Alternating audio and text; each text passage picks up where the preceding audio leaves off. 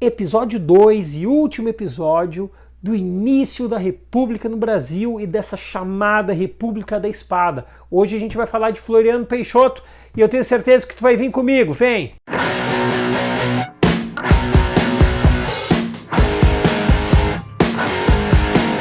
Fala, turminha, tudo certo? Mais um vídeo hoje, capítulo 2, porque sim, já temos minisséries aqui no nosso canal, mas hoje, antes de começarmos, eu vou pedir uma coisa para ti, que eu sei que tu não vai te importar, tu vai te inscrever no canal, tu vai deixar o teu like, tu vai tirar aquela tua dúvida aqui nos comentários, que a gente responde tudo que puder aqui, certo, gente? Conto contigo, então, nesta batalha para atingir aí a meta, a primeira meta, que é a meta dos 1000 inscritos, que certamente tu vai dar essa força aí para nós. Certo, gente? Bem, o tema de hoje é um dos momentos mais importantes da história do Brasil. Isso já foi dito porque isso é uma continuidade. Já falei lá, tá aqui no card aqui em cima, o primeiro governo da República e, mais especificamente, o primeiro governo da chamada República da Espada, que é o que foi o governo do Deodoro da Fonseca. Agora, o governo Floriano Peixoto. Assiste lá para tu ter uma boa ideia a quantas andavam ali o processo de queda do Império e início da República, mas ainda vou trazer alguns pontinhos para a gente contextualizar essa questão. Nós tínhamos ali no governo Deodoro da Fonseca, né, a queda do Império e, logicamente, uma instabilidade política natural de uma mudança de regime. Imaginem vocês, se por vezes uma mudança de presidente na República atual já traz problemas, imaginem uma mudança geral, uma mudança radical, como é uma mudança de regime.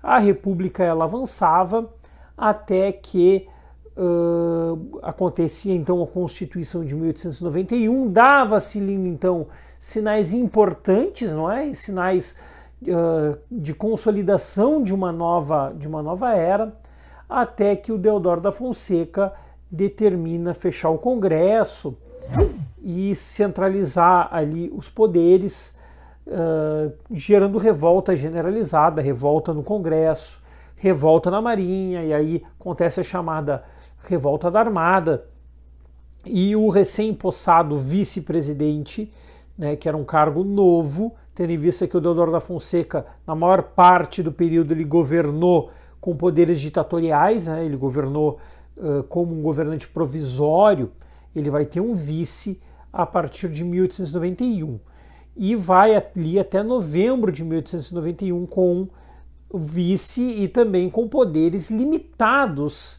em razão de que agora nós tínhamos uma república com uma constituição.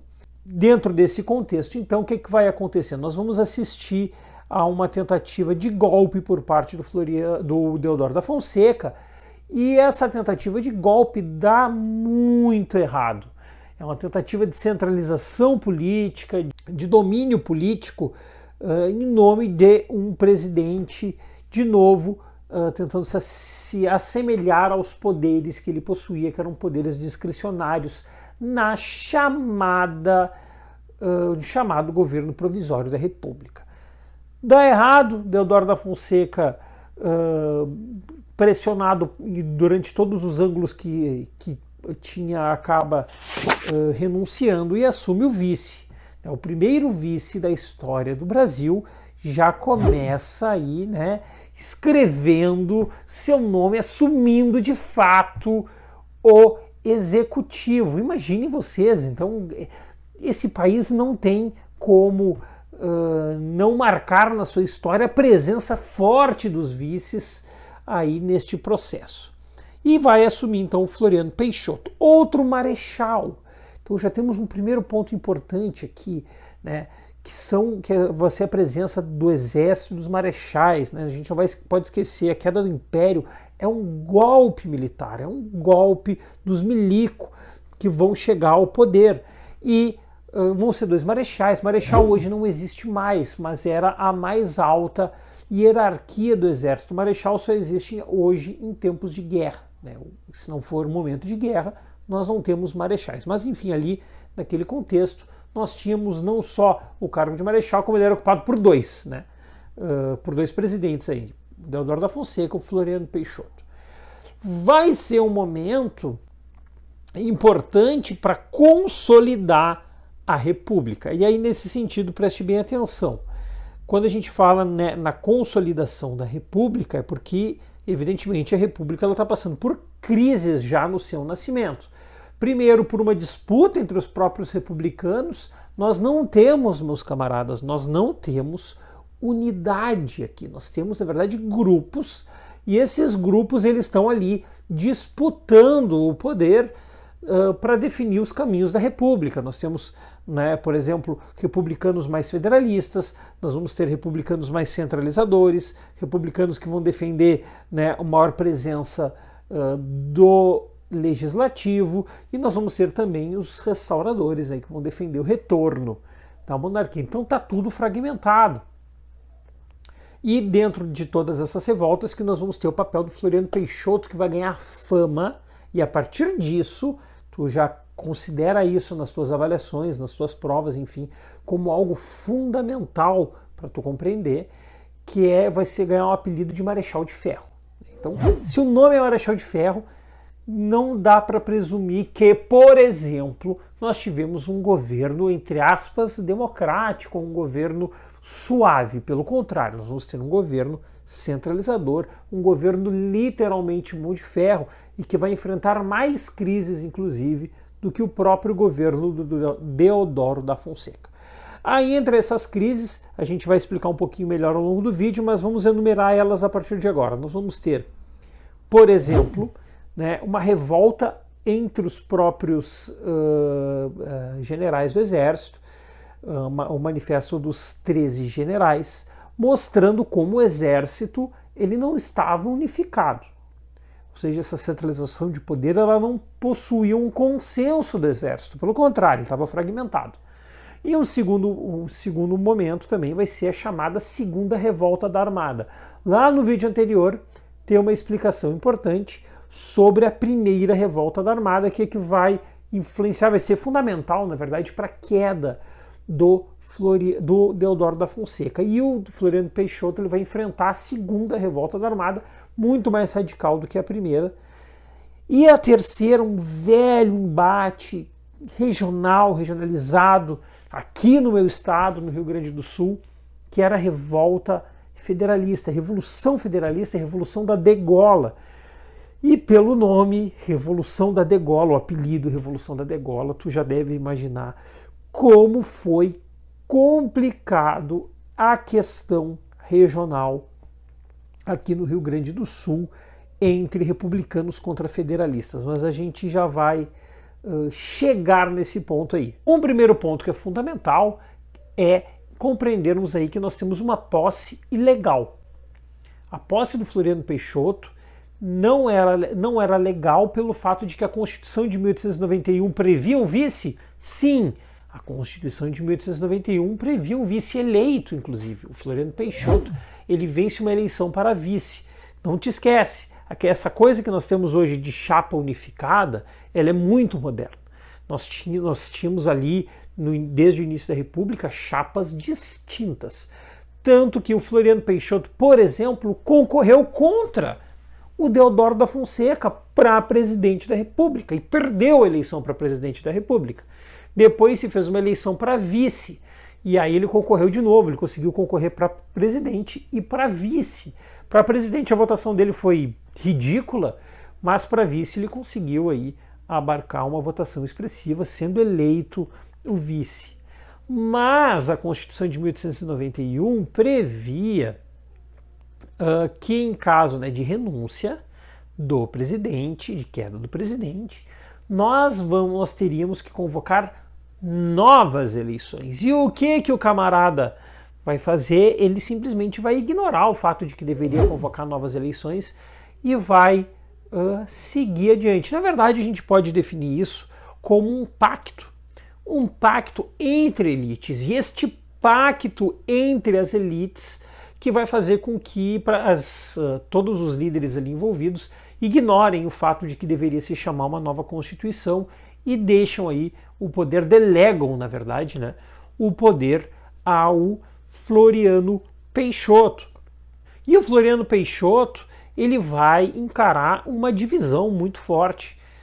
Lembrem, né, nós estamos falando do Deodoro, quando falamos do Deodoro, nós falamos aí de um governo rachado, dividido entre várias tendências. Isso evidentemente não ia apagar de um governo para o outro, mas agora nós tínhamos também um novo racha, porque racha pouco é bobagem, que era o dos deodoristas contra os chamados florianistas, ou seja, aqueles que seguiam aí, né, que eram militantes, adeptos, enfim, a denominação que tu achar melhor, de Deodoro da Fonseca contra os florianistas. A gente tem que chamar atenção para o fato de que o Floriano Peixoto era efetivamente muito popular. A eleição que leva ele a vice não era uma eleição direta, era uma eleição indireta, era uma eleição do Congresso. E a eleição direta viria a partir de 1894. Esse é um momento, então, em que o primeiro momento, né, em que o Floriano Peixoto vai tentar enfraquecer os deodoristas, vai ser demitindo todos os presidentes dos estados. Atenção, alerta, pisca todos os alertas aí possíveis para tu não te confundir.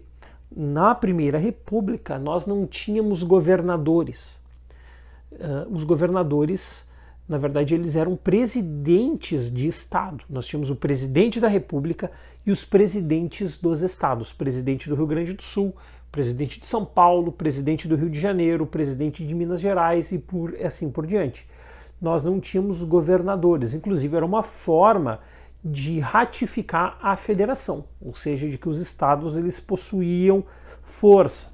E o Floriano Peixoto manda demitir geral. Todos os governadores acabam sendo demitidos, governadores, estrelinha, presidentes do estado, acabam sendo demitidos e ele nomeia novos presidentes de estado.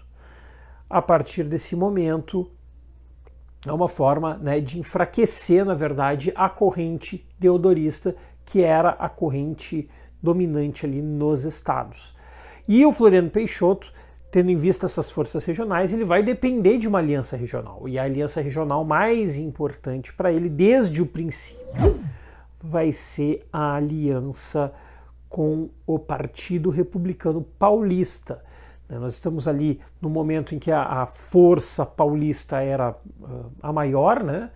Era, inclusive, toda a força do café começa a surgir ali, era a locomotiva do Brasil, como diz um historiador brasileirista chamado Joseph Love. São Paulo era a locomotiva do país, então o apoio de São Paulo era fundamental. E o Floriano obtém esse apoio, os paulistas então vão apoiar o governo do Floriano Peixoto, e nos outros estados em que os grupos deodoristas eram dominantes, eram fortes, ele começa a costurar uma nova realidade política. E a partir dessa nova realidade política que ele vai costurando aí novas alianças, uma nova forma aí de política, agora não mais deodorista, mas de fato florianista.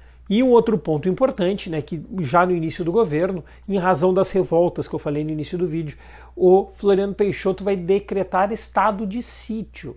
Ou seja, o estado de sítio, ele é um decreto que aumenta, preste atenção, aumenta a força do executivo. Por consequência, quem perde força? O legislativo. E dentro desse sentido também uma ampla censura à imprensa, censura de liberdade de expressão de todas as formas, como uma maneira aí de poder controlar as revoltas que estavam surgindo naquele momento. Isso é fundamental de nós entendermos. Inclusive a suspensão do chamado habeas corpus, por exemplo, entre os generais ali que vão... Já vou explicar um pouquinho a questão do Manifesto dos Três Generais, mas esse asterisco é importante. O Rui Barbosa, de novo ele, vejam como o Rui Barbosa é presente nos nossos vídeos, ele vai pedir habeas corpus para alguns dos generais, e o Floriano Peixoto deixou muito claro com uma frase que era mais ou menos assim: se por acaso o STF ou seja, o Supremo Tribunal Federal, conceder habeas corpus a eles, eu recomendo que eles pensem bem, porque logo no futuro eles vão precisar, eles juízes vão precisar de habeas corpus e eu não sei de onde eles vão recorrer disso, ou seja, onde eles vão procurar, porque não vai existir mais. Olha a ameaça do camarada. Uma ameaça forte aí ao STF e ao direito de habeas corpus, simbolizando o que, meus jovens? A centralização política, a unificação política em torno de quem? Do Floriano Peixoto, que vem concentrando aí cada vez mais fortemente os poderes dentro do executivo. Também para consolidar o seu poder, nós vamos ver ali a dinâmica, né, a lógica da criação dos adversários, né? Ou criação ou apenas um reforço como uma forma de legitimar o próprio poder. Nesse sentido, o que nós vamos observar? Nós vamos observar a criação do aumento, né, do risco da monarquia. O risco de ressurgimento da monarquia ele era muito remoto, mas isso foi criado pelo governo como um inimigo interno, um inimigo a combater, bem como, né, o combate aos próprios deodoristas. Isso vai vir também na rasteira de uma recuperação gradual da economia. Lembrem que a gente falou lá no governo Deodoro da Fonseca, a grande, não posso falar o nome que eu gostaria, mas o grande erro que foi a política do encilhamento, lá com Rui Barbosa como ministro. Isso trouxe um caos, uma inflação desgranida para a economia. E o que vai acontecer a partir do governo do Floriano Peixoto? De uma forma gradual, a economia começa a entrar, né, gradualmente nos trilhos. Isso vai trazer também uma popularidade maior para o Floriano. Então o Floriano cresce na medida em que segura, né, não só as revoltas, mas também a economia, e cria ali adversários para combater, no caso, os deodoristas e os monarquistas, embora muito em seguida os monarquistas os restauradores pelo menos vão se extinguir em razão da morte do Dom Pedro II. Dentro das revoltas, então, nós vamos ter a primeira, muito importante, chamada Revolta da Armada. A Revolta da Armada ela acontece em 1893, que na verdade é a primeira revolta de fato, mas antes dela tem o Manifesto dos Generais, que foi só um manifesto. Mas vamos falar das duas revoltas propriamente ditas, que é a primeira Revolta da Armada. Revolta da Armada, a segunda Revolta da Armada, a gente diferencia aquela do Deodoro, que é a primeira, para essa que é a segunda. Liderados pelo mesmo camarada, Custódio de Melo, tanto a primeira quanto a segunda, só que aqui a gente tem um ponto fundamental. A primeira Revolta da Armada é quando o Rio de Janeiro fica ali sitiado, mas nada acontece. Apenas um sítio ali militar ameaçando o Deodoro da Fonseca. No governo Floriano o bicho pega. Há uma revolta de fato. O Rio de Janeiro é bombardeado, o bicho pega para valer no governo do Floriano Peixoto. E o Floriano Peixoto não vai fazer como Deodoro, ele vai segurar as pontas e vai combater durante aí, um ano praticamente, né, um pouco menos de um ano, os revoltosos da Marinha. A Marinha tinha também um alto índice ali de monarquistas. E o Marechal do Exército, que era o Floriano Peixoto, só que a gente precisa entender que a Marinha ela era mais antiga, ela era mais tradicional, inclusive, do que o Exército. O Exército ele praticamente é composto na Guerra do Paraguai, e esses camaradas aqui, o Deodoro e o Floriano, eles são combatentes da Guerra do Paraguai, eles emergem a partir dos combates da Tríplice Aliança. E essa marinha, então, ela possui um poder, uma tradição muito maior, mas condições de trabalho horríveis, né, de todos os tipos ali possíveis. O que vai acontecer? Esse combate vai acontecer e o Floriano Peixoto ele vai inclusive trazer um apoio aí, né? O apoio dos Estados Unidos. Estados Unidos já intervindo militarmente neste país desde o início da República para combater os revoltosos. E esses revoltosos, o que eles fazem? Eles saem do Rio de Janeiro. e vão se deslocar ao sul do Brasil, numa cidade chamada Desterro, que tu não conheces por Desterro, porque ela trocou o nome, hoje ela se chama Florianópolis. Sacou? Florianópolis, polis, cidade. Cidade de Floriano, que Desterro depois troca o nome para homenagear o Floriano Peixoto, mas na época Desterro, porque lá no sul essa galera vai se reunir com a gauchada que está combatendo a outra revolta, a Revolução Federalista. Os federalistas eram os rebeldes contra os republicanos. Era uma luta ali entre Júlio de Castilhos contra Gaspar Silveira Martins, um em cada lado. Gaspar Silveira Martins, que de uma ponta, ele está vinculado aí ao pessoal da Revolta da Armada, ou seja, o pessoal que era contra Floriano Peixoto.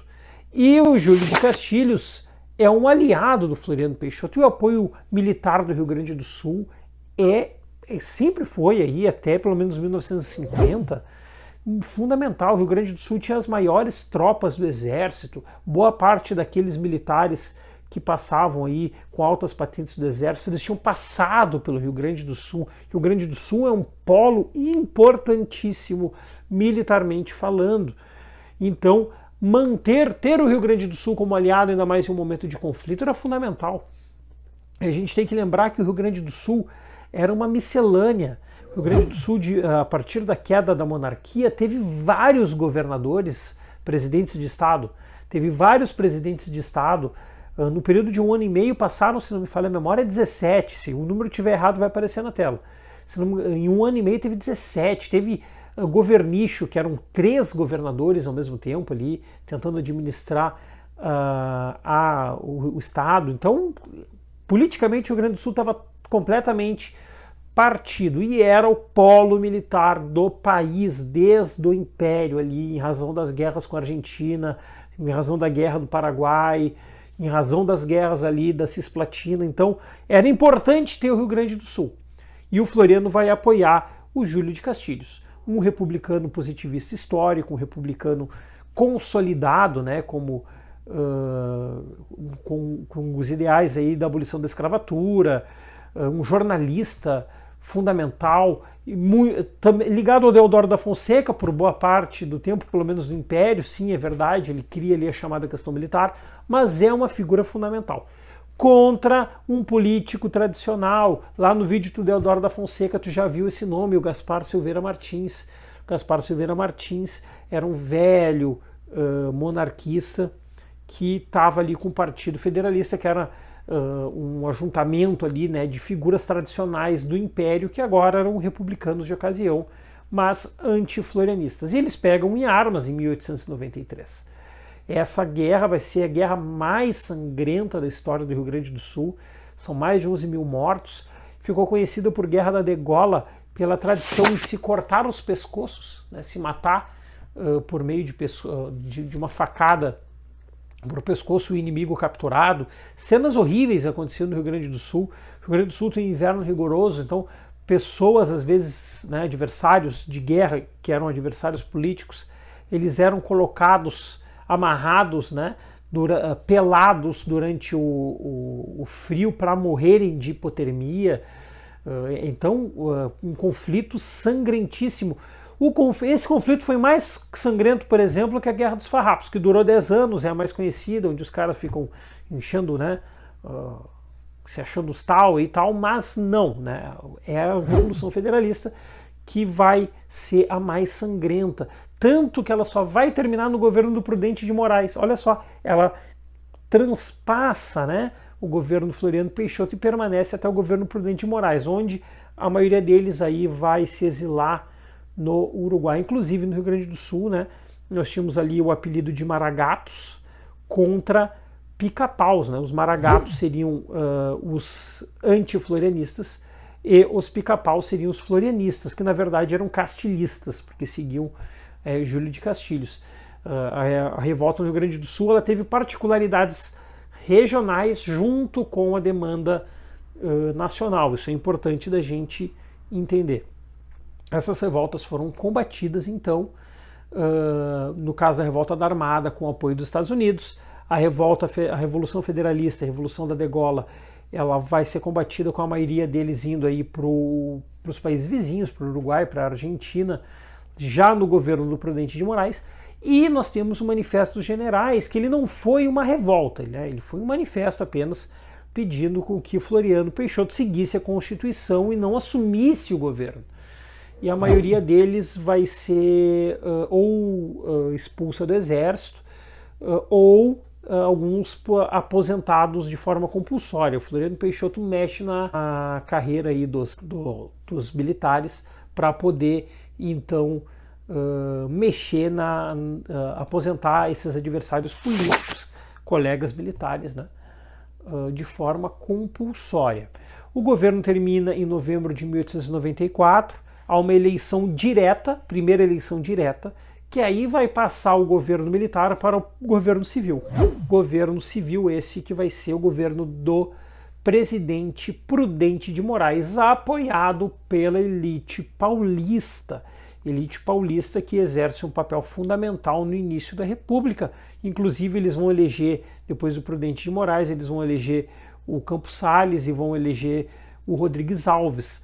Vai ser uma sequência de 3 presidentes paulistas mostrando a força, né, de São Paulo neste início da República e como ela foi também importante para a manutenção do Floriano Peixoto. Floriano Peixoto entrega o poder, apesar de ter centralizado de uma forma bem ditatorial o poder. O Congresso, inclusive, cedeu poderes ao Floriano Peixoto, foi um pacto de fato, né? O estado de sítio que cede poderes legislativos para o Floriano Peixoto, ele é um consenso, mas esse consenso ele não chega a ponto de rasgar a Constituição de 1891. Ela não é rasgada, ela permanece ali até a Revolução de 30, e passa o poder para o Prudente de Moraes. Isso não significa que o Floriano Peixoto tenha ficado feliz, né? Porque quando há a cerimônia de posse do primeiro presidente civil, o Floriano Peixoto não marca a presença. E aí nós vamos começar aí a era de presidentes civis e a era, de fato, da Primeira República fora da República da Espada, que a República da Espada termina em novembro de 1894, quando Floriano Peixoto deixa o poder. Depois os militares só voltam em 1910 com o Marechal Hermes da Fonseca, mas isso aí é assunto para outra hora. Certo, gente? Brigadaço, valeu pela presença e segue aí que vamos continuar conversando sobre esta doideira que é a história do Brasil. Valeu, abraço!